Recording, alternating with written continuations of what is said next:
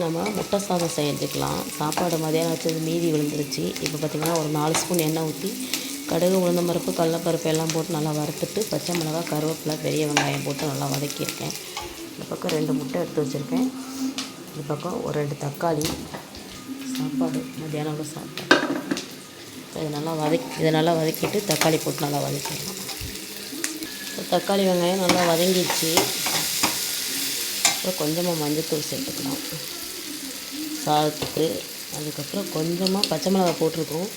கொஞ்சமாக சாம்பார் தூள் சேர்த்துக்கலாம். நம்ம வீட்டில் அரைச்சி சாம்பார் தூள் நல்லா கிளறி விட்டு இந்த லைட்டாக பச்சை வாடை போக முட்டையை உடச்சி ஊற்றிக்கலாம்.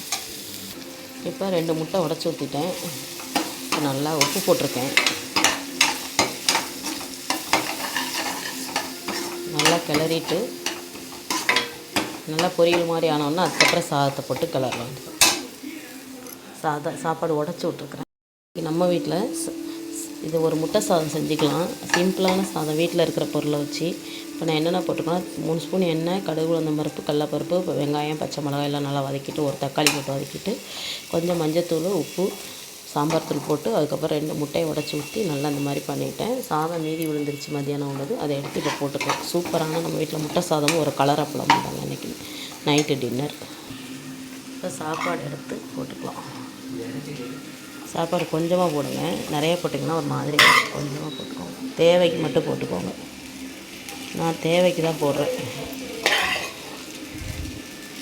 இப்போ நம்ம நல்லா கிளறி விட்டுக்கலாம்.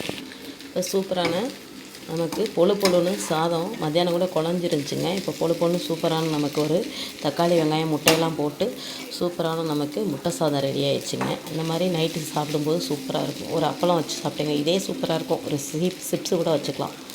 சூப்பரான நம்ம வீட்டில் முட்டை சாதம் ரெடி ஆகிடுச்சுங்க.